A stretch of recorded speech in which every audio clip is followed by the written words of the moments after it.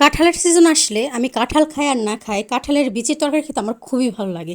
আর সেগুলো সংরক্ষণ করে রেখে দেই যাতে পরবর্তীতে খেতে পারি। আসলে এত টেস্টি কাঁঠালের বিচি, যদিও যাদের ডায়াবেটিস আছে তাদের জন্য কিন্তু তেমন একটা উপকারী না কাঁঠালের বিচিটা।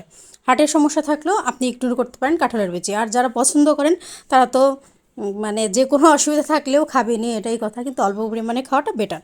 তো যাই হোক, আমি শুটকি মাছ দিয়ে, বেগুন দিয়ে, পুঁই শাক দিয়ে আর হচ্ছে কাঁঠালের বিচি দিয়ে আজকে রান্নাটা করব।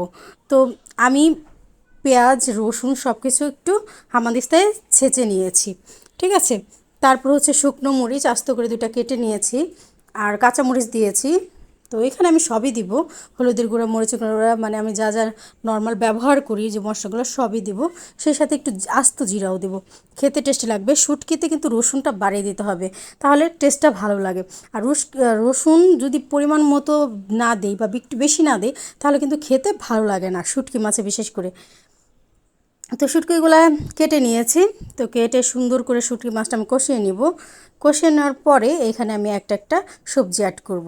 তো এখানে আমি ফার্স্টে কাঁঠালের বিচিটা কিন্তু আমি সুন্দর করে বেছে সিদ্ধ করে নিয়েছি, আপনারাও সিদ্ধ করে নেবেন, নাহলে কিন্তু এটা সিদ্ধ হবে না, কারণ ডাইরেক্ট রান্নায় দিলে এটা আসলে আপনার সিদ্ধ হতে চায় না। তো সিদ্ধ করে নেওয়াটাই বেটার। তো আমি সিদ্ধ করে নিয়ে তারপরে এটা আমি শুটকি মাছ একটু কষানোর পর আমি আবার এটা শুটকি মাছের সাথে কষাতে দিয়েছি। তো অনেকে হয়তো আপনারা পছন্দ করেন না, আবার অনেকে হয়তো পছন্দ করেন। তো আমার বেশ ভালো লাগে বলে আমি রান্না করি। আমাদের বাসায় আমি আর আমার মা খুব পছন্দ করি। তো আমার বর তেমন একটা পছন্দ করে না, আমার আব্বুও তেমন একটা পছন্দ করে না, কিন্তু আমরা দুজন খুবই পছন্দ করি। যার ফলে কাঁঠালের বিচি আমাদের রেখে দেওয়া হয় হঠাৎ বিঠাৎ খাওয়ার জন্য।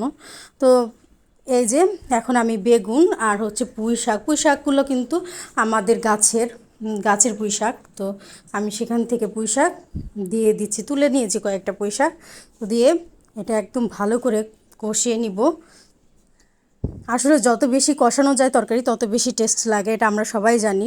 আর তরকারি যদি ভালোভাবে না কষানো হয় তাহলে কিন্তু খেতে একদমই ভালো লাগে না। তরকারি কষানো যত ভালো হবে খেতেও তত অসাধারণ লাগবে।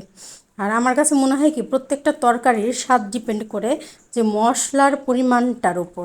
মশলার পরিমাণটা আপনি কিভাবে দিচ্ছেন সেটার উপর। তো মশলার পরিমাপ কেউ কিন্তু কম বেশি হয়ে গেলে আসলে খেতে ভালো লাগে না। তো আমার কাছে মনে হয়েছে যে আপনাদের সাথে শেয়ার করি, যেহেতু আপনারাও রান্না বাড়া করেন, পছন্দ করেন। তো এইভাবে কে কে খেয়েছেন আমাকে জানাবেন। আমি কিন্তু এইভাবে রান্না করি।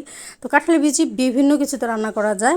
তো আমি এটা রান্না করেছি, এটা সবজির মতো করে আপনি চাইলে ভাত দিয়ে খেতে পারবেন, ভাত ছাড়াও রুটি দিয়েও খাওয়া যাবে, আপনাদের ইচ্ছা।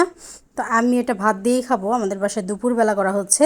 তো এটা ভাত দিয়েই খেতে ভাল লাগে বেশি আমার কাছে। তো এই যে দেখেন ফাইনালি হয়ে গেছে।